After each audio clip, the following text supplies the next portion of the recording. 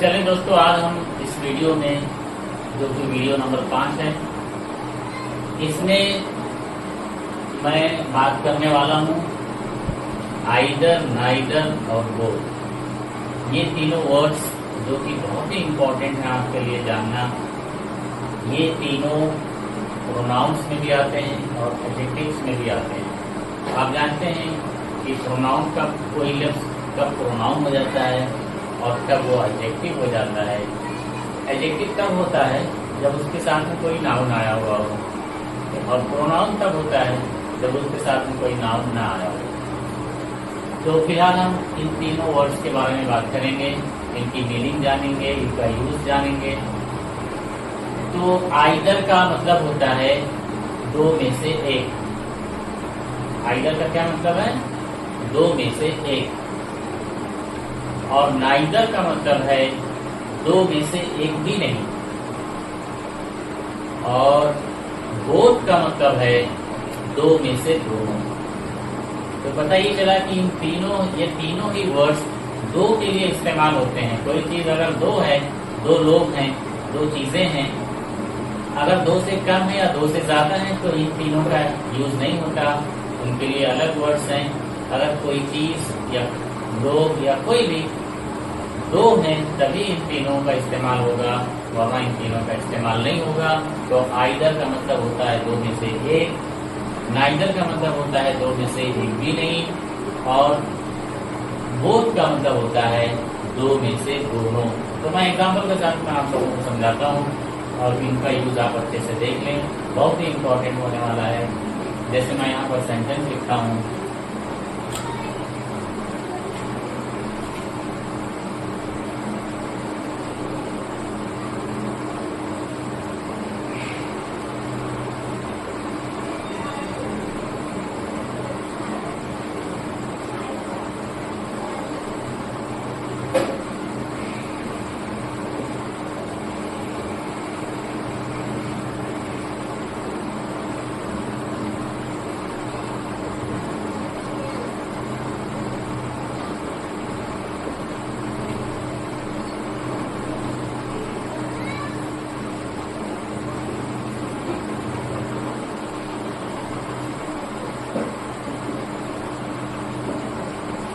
यहाँ पर एक चीज और गौर करने वाली है कि जब हम आइदर और नाइदर लिखेंगे तो इनके साथ में जो नाउन आएगा वो सिंगुलर का होगा, either boy, neither boy.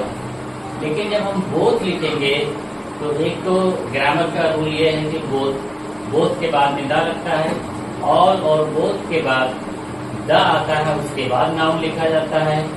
All the boys, both the boys, ये रूल्स हैं इनके। जब आप एडजेक्टिव्स पढ़ेंगे उसमें भी आप देखेंगे, और आर्टिकल्स पढ़ेंगे तो उसमें दा कहाँ यूज होता है वहाँ पर ये भी बताया जाएगा। और बोथ के बाद दा लगता है, और लफ्ज़ होल जो है WHOLE, होल, उसके पहले दा लगता है, the whole, the whole, the whole, इस तरह से। तो यहाँ पर एक चीज और देखने वाली है कि आइदर के साथ में सिंगुलर नाउन आएगा, नाइदर के साथ में सिंगुलर नाउन आएगा, लेकिन बोथ के साथ में प्लूरल नाउन आएगा। ये जरूर याद रखें। तो जब सिंगुलर नाउन है तो सिंगुलर वर्ब है, वर्ब भी सिंगुलर की है, लेकिन जब बोथ के साथ में प्लूरल नाउन आया तो सब्जेक्ट प्लूरल हो गया, इसलिए वर्ब भी यानी कि प्लूरल की हो गई, आर हो गई है। तो इनकी मीनिंग हम जान लेते हैं। जैसे कि लिखा हुआ आइदर बॉय इज ईटिंग, इसका मतलब दो लड़के थे और दोनों में से एक लड़का खा रहा है। नाइदर बॉय इज ईटिंग यानी कि दो लड़के थे, उनमें से कोई भी लड़का खा नहीं रहा। और यहाँ पर both the boys are eating, और बोथ का मतलब दोनों होता है, दो में से दोनों, दो लड़के थे, दोनों खा रहे हैं। तो ये इसका माना हो जाएगा। आपको समझ में आ गया होगा कि ये तीनों कहाँ इस्तेमाल होते हैं। अब मैं इसमें थोड़ा सा ये तो यहाँ पर एडजेक्टिव के तौर पर इस्तेमाल हुए हैं क्योंकि इनके बाद नाउन लगा हुआ है, लेकिन यही अल्फाज प्रोनाउन में भी इस्तेमाल होते हैं। प्रोनाउन कब होगा? जब इनके साथ में नाउन ना हो। यही तीनों सेंटेंसेस मैं फिर से लिख रहा हूँ, आप जरा इसको देखें, गौर से देखें।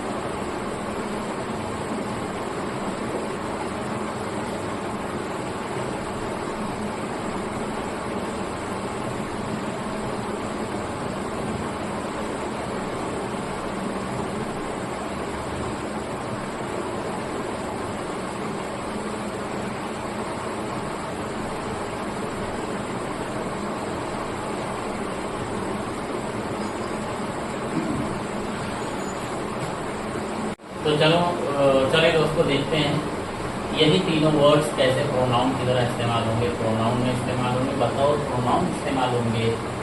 इनके बाद जरा देखें, यहाँ पर देखें आइदर के बाद नाउन, नाइदर के बाद नाउन, बोथ के बाद नाउन।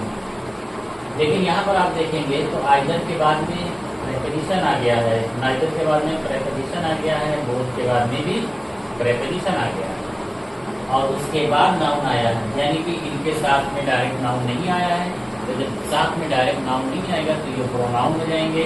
यहाँ तीनों जो लास्ट के 3 सेंटेंसेज हैं आइदर नाइदर बोथ, इसमें तीनों प्रोनाउंस हैं, और ऊपर के जो 3 सेंटेंसेज हैं उसमें आइदर नाइदर बोथ के तीनों ही एडजेक्टिव्स हैं। तो इनका इस तरह से इस्तेमाल होगा।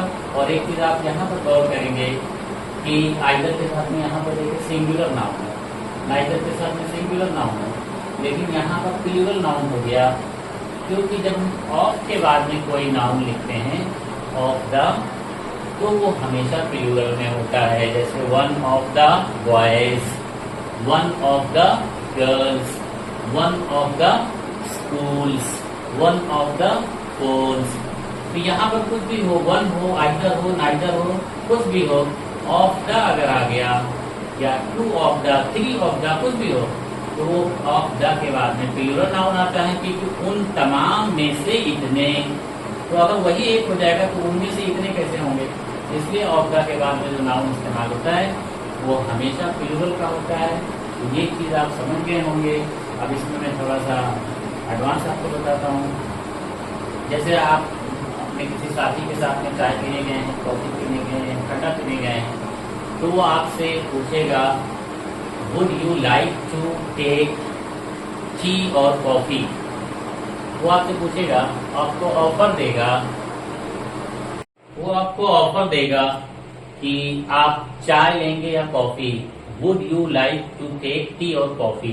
तो अब आप ध्यान दें कि 2 चीजें वो पूछ रहा है, टी और कॉफ़ी, या फिर would you like to take या would you like to have tea और कॉफ़ी, टी और कोल्ड ड्रिंक, कॉफ़ी और कोल्ड ड्रिंक। 2 चीजें अगर आपसे वो पूछता है तो आपको अगर कोई भी चलेगी, चाहे चाय मिल जाए, कॉफी मिल जाए, कोई भी चलेगी, तो आप जवाब देंगे आइदर। क्या जवाब देंगे? आइदर, यानी कोई भी एक चलेगी, चाहे कॉफी मिल जाए या चाय मिल जाए। लेकिन अगर आपको दोनों में से एक भी चीज नहीं चाहिए तब आप इसका जवाब देंगे नाइदर, यानी कि दोनों में से एक भी नहीं। और अगर आपको दोनों चाहिए तो आप कहेंगे बोथ, हमको दोनों चाहिए। लेकिन आप कहेंगे कि टी और कॉफी, ये दोनों चीजें एक साथ नहीं ली जाती हैं। तो ये तो डिपेंड करता है कि पैसा कौन दे रहा है। अगर पैसा बिल वो दे रहा है तो फिर आप दोनों ले लें, टी भी ले लें, कॉफी भी ले लें, फ्री में मिल रही। फ्री में जब कोई चीज मिलती है तो ये नहीं देखा जाता कि वो नुकसान करेगी कि फायदा करेगी, आपको दोनों चीजें ले लेनी चाहिए।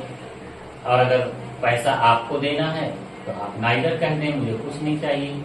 पैसा वो दे रहा है तो आप बोथ कह दें, दोनों चाहिए, या फिर आइदर कह दें, दोनों में से कोई एक चाहिए। ये डिपेंड करता है कि बिल कौन देगा।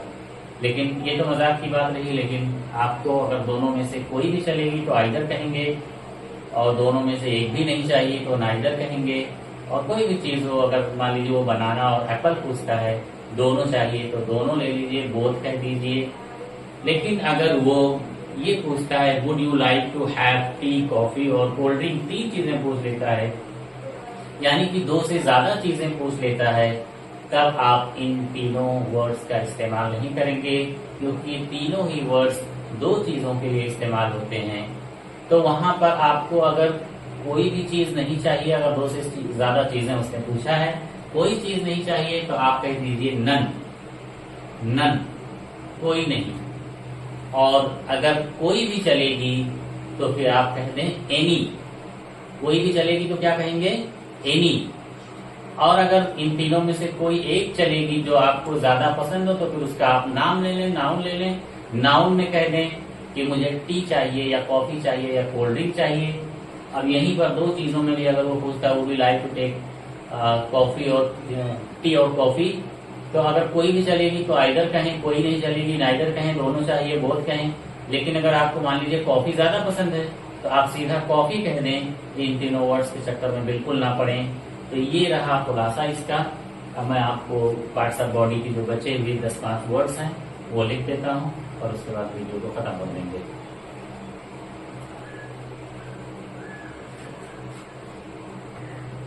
तो चलें दोस्तों, अब बारी है वर्ड मीनिंग की। पार्ट्स ऑफ बॉडी जो आज 80 हो जाएगी, इसके बाद हम word meaning parts of body को खत्म कर देंगे और सब्जियों के नाम देखेंगे अगली वीडियोस में। चलिए दोस्तों, तो आज की वीडियो यहीं पर खत्म करते हैं। उसके पहले मैं आपको वर्ड मीनिंग बता देता हूँ। आज पार्ट्स ऑफ बॉडी की 80 वर्ड्स हो जाएंगे और यहाँ पर इसके बाद वाले वीडियोस में हम सब्जियों के नाम, दूसरी चीजें देखेंगे। तो ये है हील। हील का मतलब एड़ी, सोल यानी तलवा, टो, इसको टो पढ़ेंगे, टो यानी पैर की उंगली, लेग यानी टांग, यहाँ से लेके पूरा ऊपर से लेके जांग से लेके नीचे तक इसको टांग कहते हैं। और 75 में है फुट। इसको बहुत सारे फुट पढ़ते हैं, फुट नहीं है, इसको फुट पढ़ा जाता है, फुट। स्केलेटन कंकाल, मोल यानी तिल, और विंड पाइप सांस की नली, ट्रेकिया यानी भी सांस की नली होता है। 2 वर्ड है इसके लिए, विंड पाइप और ट्रेकिया। ट्रेकिया पढ़ेंगे, ट्रेकिया। और डर्म का मतलब त्वचा, स्किन यानी भी त्वचा होता है। अब जैसे चमड़े के डॉक्टर को क्या कहते हैं, तो यहाँ पे स्किन का डॉक्टर या तो आप कह दीजिए, चमड़े के डॉक्टर को क्या कहते हैं, स्किन का डॉक्टर आप तो नॉर्मली कहते ही हैं, लेकिन उसको हम ये कह देंगे डर्मेटोलॉजिस्ट। तो डर्मेटोलॉजिस्ट। और एक वो गर्मी का पाउडर आता है, डर्मी कूल, आप जानते हैं, जो बहुत गर्मी होती है, छोटे छोटे दाने निकल जाते हैं, तो उसमें डर्मी कूल एक पाउडर जो लगाने के बाद बहुत ही ठंडा महसूस होता है। तो डर्म का मतलब त्वचा होता है। ठीक है, अब यहीं पर इस वीडियो को खत्म करते हैं। अगली वीडियो में हम फिर देखेंगे, नए टॉपिक के साथ मिलेंगे और नए नए वर्ड्स देखेंगे, सब्जियों के नाम देखेंगे। ठीक है, थैंक यू वेरी मच।